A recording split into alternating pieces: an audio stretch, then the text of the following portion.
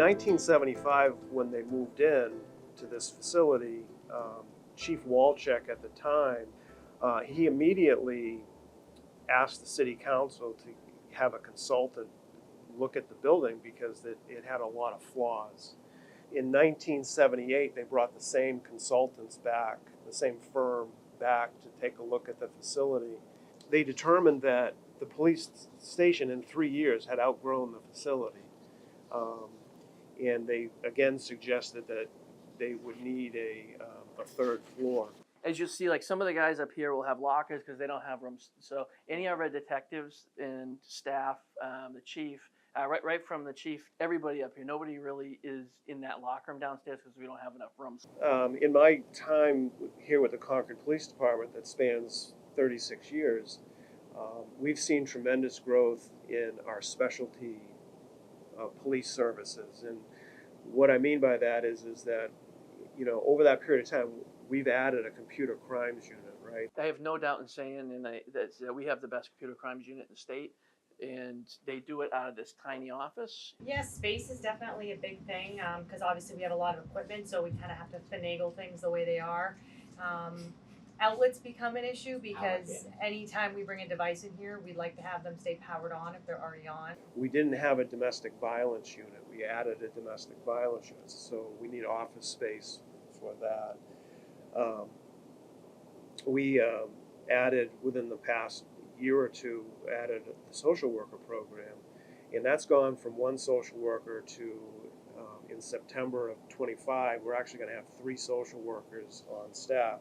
And we have our new social workers up here. There's a new unit that we started. One's in a closet and the other is kind of in an old interview room. Well, when they moved into this building, it didn't contemplate women in the workforce or the uniform workforce because they didn't have any locker facility. 16 and everyone's full. About 19-20% of our uniform workforce are women today. So, and what we've had to do probably in the early 2000s is we had to take at least 2 offices and build a women's locker room. So we've lost office space to accommodate that. And here's a secret. In theory, there's a shower on the other side of this. Correct. So if somebody wanted to, and they blew out the back of their locker, they could go take a shower on the other side.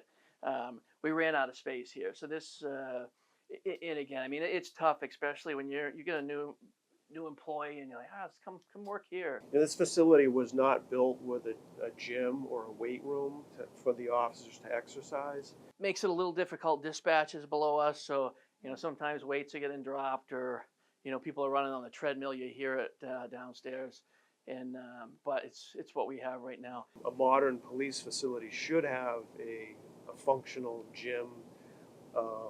It allows the employees to maintain health and wellness, and that's something that we want to incorporate in a new facility. This originally is our youth services room. So if we had an arrest of a parent, or we had to take a child in where maybe the parent was locked up, or somehow they're not with their parents, we would bring them in here so they're not in with the rest of the department. We've kind of overtaken it and now use it as an extra spot for either officers or sergeants to come in and do some paperwork on it. We also want wellness rooms that people can go and just kind of relax and just decompress after a stressful call. And so because this building today is so cramped, there really is no space for that. This current building has great value for the city of Concord. Human Services is down off of Horseshoe Pond.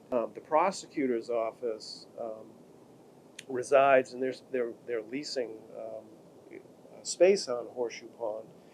But if we build the new police station, they would be with us, and that has got tremendous operational efficiencies. Be able to answer questions quicker before getting, it's going to flow a lot better with that work, and we'll be able to, get answers, and they will, and we will more quickly.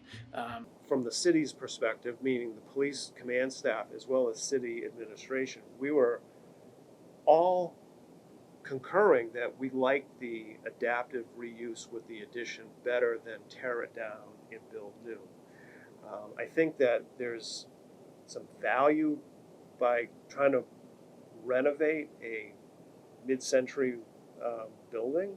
It was well constructed, it was well maintained. Like, as far as emergency response, that building has a lot of advantages. With a 2.3 acre lot, with a building and an addition, we should be able to get about 90 plus parking spaces. Building something new, you want like economy of movement. You want offices that interact frequently, either beside each other or on top of each other. You don't want to build it and then be out of space in 3 years like they did when they moved into 35 Green Street.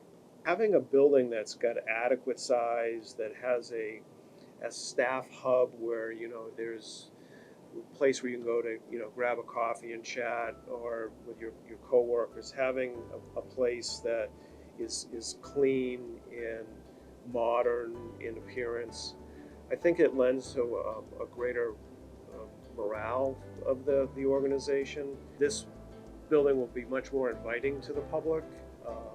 It'll have essentially a room that is more of a community room where, you know, we could host different things in that room without bringing people into the facility itself. Having offices where instead of having 3 people in a small office, like an 8x8 room, that they can all have their own individual space. I like the idea of working with public safety experts that are part of the design team that actually build police stations across the country. They know what the current technologies are, they know what works, they know what to stay away from, and that's good for the city of Palm.